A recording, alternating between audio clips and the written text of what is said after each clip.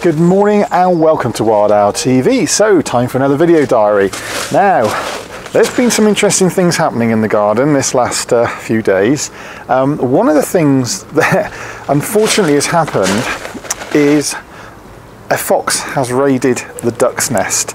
Now, if you remember, I actually had the platform on the end of the reeds here, and I heard a commotion the other night, and the duck was on the pond, and I watched and I couldn't see anything. I shined the torch around the garden, still couldn't see anything, but I knew the fox was around. And then I saw this shape dart from her island there, from her little floating island, which was by the reeds, and it was actually what the fox was doing. It was actually coming onto the reeds here, and you can see where it's, I don't know if you can see that, where it's trodden down, and he was jumping onto the platform and was stealing her eggs. She got off the island, but the little devil was stealing her eggs. So what I had to do is 1:30 in the morning, come out in the garden in my dressing gown, and I attached this fishing landing pole net to the end of the tubing, that the pipe that pushes the island out into the pond, and I've basically pushed the pond out further, so now it truly is surrounded by water. But unfortunately, unfortunately it means that she has lost some of her eggs, but she's still sitting, which means there must still be some eggs on there. I've got a camera on her and I can see her there, but she covers the eggs over, so I can't really see at this point how many eggs there are, but there isn't going to be as many ducklings as originally we were expecting, because for all I know she might only have 1 or 2 eggs left. I think that fox obviously was very clever, worked out a way to get to her, and I noticed it was in the garden last night, but it certainly hadn't raided the nest. So I had a sleepless night a couple of nights ago, but that's life. Okay, so what else has been happening? The woodpecker pole has been regularly visited by the woodpecker.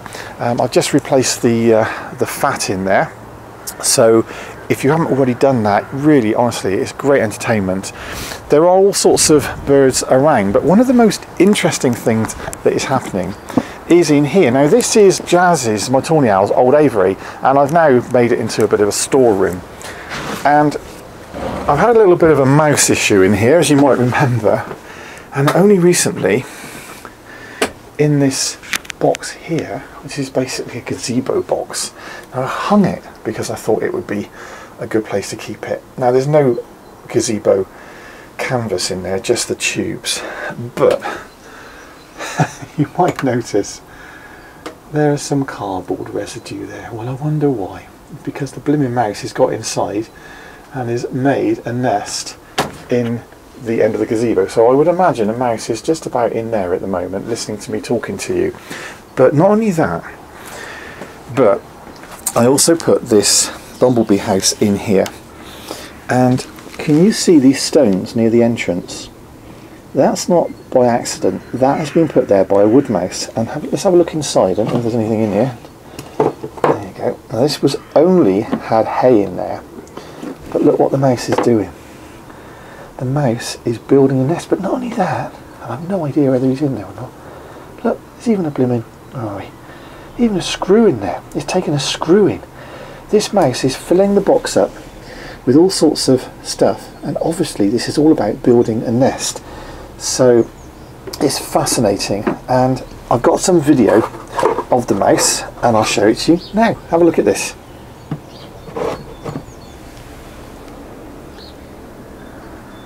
So as you can see, this mouse is very busy at the moment in the shed, and he's coming and going. This is a wood mouse, and they are really quite amazing creatures. I love wood mice. Yes, they're destructive, but in this shed I've made sure that there's nothing in here that I can't afford to lose to a mouse, because they'll chew through anything that they can. And a lot of the reason they chew is because they like to make nests, and that's because they like where they are. And of course this is a perfect place for this mouse to live. People tend to put down poison in traps for mice, but you can't stop mice. You're always going to have a problem with mice. And my feelings are just encourage them in places where you can tolerate them, as I am here, and you really, really will enjoy them. They're really great fun.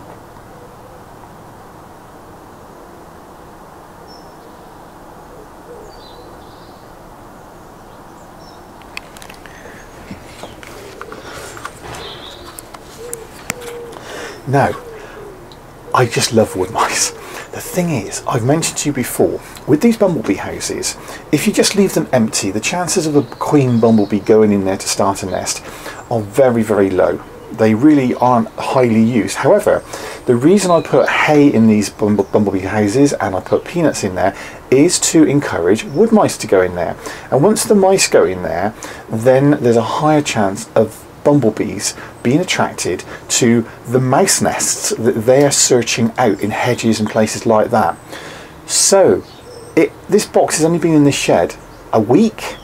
Look what happened recently. The camera picked this up. Just shows really why it is worth doing what I'm doing here. Have a look at this. And it's a queen bumblebee. Now she's investigating this area and she's picked up on the scent of the mouse, which is why she's buzzing around the entrance. Now this is only a fleeting visit by this bumblebee, but it once again illustrates why, if you want to encourage bumblebees to nest somewhere, get mice in there first. So that was really exciting. Not sure if I want bumblebees nesting inside this particular space, but it's still really exciting to think that you can do something and make a difference. And this is what a wildlife garden is all about. It's all about engaging and changing and offering things in the garden and in a way manipulating opportunities, but they're all positive opportunities to help all sorts of wildlife. So I thought that was great. I mean, I love mice. I never get fed up with mice. What else has been happening? Right, what else has been happening? Well, we've had great tits investigating this box. It's currently still empty, but they have been investigating and they tend to nest slightly later than the blue tits. The hibernaculum area here is beginning to come alive and I am finding newts around the garden, and this wildlife area here is somewhere where I'm going to be planting some seeds soon, some wild foxglove seeds that I've got and other things like that. The moth trap has been catching all sorts of moths and there's more and more species coming through. I'm posting some of those videos. As you can hear Rennie there in the background, very noisy. Rennie's still around. He's got a nest in this area somewhere. Now, another thing that's been going on has been the tadpoles. Now, I really appreciate all the comments on my last post about tadpoles. It's really, really good to share our knowledge, because I'm an enthusiast, but I certainly don't have knowledge on all areas. Okay, I mean, owls are my speciality. So I'm on the same level as a lot of people, and I'm just thoroughly enjoying learning about things in the garden. Every year I learn more. Tadpoles, I mean, there's 5-year-old children that are blooming successfully rearing tadpoles, and I just don't, I have a touch of death. I keep saying this. I don't get involved in these things usually, but what I'm trying to do here is to save the spawn from the newts and things. Now, I've just transferred these into separate containers, but this is all, well, you can't see much in here, but basically the frog spawn that was inside hasn't done very well. For whatever reason, I have no idea. However, I got some more out and I deliberately put it by the side of the pond. I thought this is a little bit of an experiment. So I just took it out, put it in, left it in the thing, in the aquarium, put a lid on to make sure that nothing got inside. And what do we have? Well, it's full, where are we? There we are. It is full of tadpoles and they're all alive. So I kind of feel that sort of shows that although they're safer here than in the pond, it does kind of show that they do better when they're left outside and in a natural environment. So I've put lots of vegetation in there, which they seem to be all clambering around, so that's obviously what they're feeding on. So some great advice from everybody, so appreciate that. It's again, a lot of these things is simple advice, but it is effective advice. So I have a lot of tadpoles here, which I'm really pleased about. and they are going to be, as soon as they're old enough, I'm going to release them into the pond, and that will hopefully mean that we'll have an increased population of frogs, because, you know, as I mentioned in my post, I'm not seeing the same volume of frogs in my pond as I have in previous years. It's shocking how few frogs I'm seeing in this pond, and I really don't understand it, but hopefully this will make a difference for next year. So the robin and the wren are still around, and there's Mr. Robin over there. So he's still around, and Rennie is over there as well somewhere. Oh, there's Rennie. Where is he? Next one. He's over there somewhere. Oh, he's moved. So they are both regularly being fed by me. Sadly, that wonderful robin that was sat on my hand for a long length of time, when we had all that snow, I didn't see it again after that, and I just assume it perished in the snow. And it just shows you really how many birds do suffer as a result of cold weather. Even a bird like that was being fed regularly must have been something. It could have been a sparrowhawk, could have been a cat, but I suspect it was probably the cold weather. It seemed to coincide with all of that cold weather. So I'm going to leave you with all of that update. I'm very, very pleased to see, here we go, I'm carrying on again, as always. Forget-me-nots are coming up all over the place. They're another source of nectar, and I've got a trail cam over the garden here, which is currently filming me, no doubt, and that's my Bushnell trail cam, best bit of kit I've ever bought, and that is a reliable piece of kit. When the fox raided the ducks, my stupid CCTV system had cameras running on it, and it just is doing my head in because it's not capturing, the timeline's all over the place. So basically that's going to go in the bin soon. I've just got in touch with, I am going on, I got in touch with a company in Bristol, Spy Cam TV or something like that, and asked them if they'd be interested in sponsoring me or something, because it's a lot of money to spend out, and these videos don't make any money whatsoever. I've got limited funds, but I really would like to get something that's reliable. So if you know anybody in the company, drop them a line and just say, we know that guy, he does a lot of videos, and it's worth you getting involved with him, because it's all about wildlife awareness. But I'm and ahhing whether I want to spend £400 or £500 on a system. I don't think so.